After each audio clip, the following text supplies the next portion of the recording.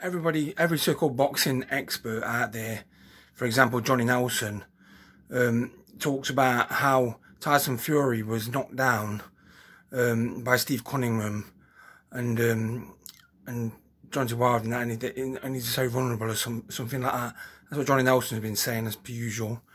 But the reality is, if you have a look at it, I mean, Mike Tyson, Muhammad Ali got knocked down off a much smaller fighter in Henry Cooper. I'm not long before the Henry Cooper fight, he got knocked down against a guy called Doug Jones, if I remember right.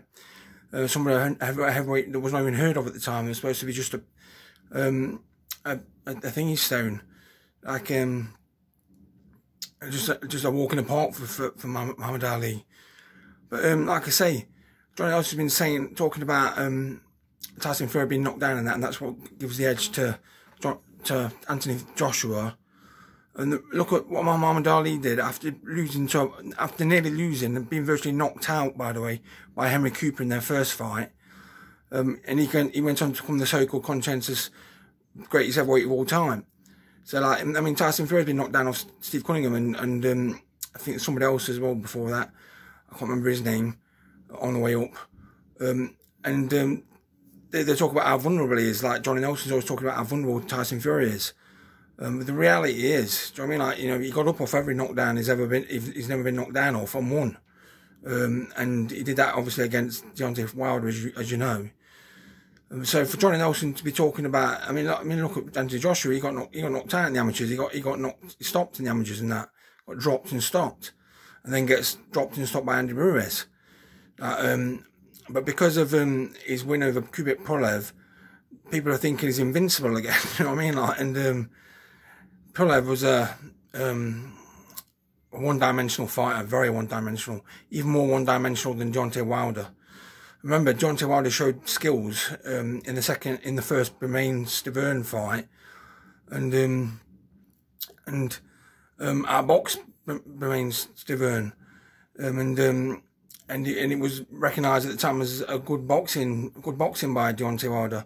Everybody seemed to forget that when Tyson Fury beat him the first time, and Tyson obviously destroyed him in the second fight. And they talk about how Tyson's the one that's vulnerable. No, it works both ways. But at the end of the day, Tyson Fury has been in with the hardest hitting heavyweight of all time and beat him twice. So those Johnny Nelson and Tony Bellew talking about how Joshua will knock Tyson Fury out, they wish that AJ would knock Tyson Fury out. They're hoping that he knocks him out. The reality is he won't. That's what I'm saying. Because if he catches Tyson will fight back harder, like, you know, like he did in the 12th round in the first Deontay Wilder fight. You know, Tyson Fury is the best heavyweight on the planet, and that's that, and people need to accept that. And they will do once Tyson's got his chance with Anthony Joshua. Hopefully they can all agree to fight and it can get done. Hopefully we can get some supporters there from both sides in that stadium when it happens. Hopefully. Keep praying for it anyway. That's my opinion. You know what I mean? Like, you know, that's my opinion. You've got your own opinions. Don't think to yourselves that I'm saying this is it, this is that. No, I'm just saying my opinion. Right? So, you know, you can attack me and hate me all you want for saying it, but that's my opinion, and I will always speak my opinion from what I know, from what I've seen. Like I say, Muhammad Ali went on to become the so-called greatest heavyweight of all time after being dropped against Doug Jones and after being knocked virtually out at the end of the round. I think it was the third round or fifth round against Henry Cooper in the first fight. And he came back to become the consensus choice as the greatest heavyweight of all time. So there you go. That's how it works. You know what I'm saying?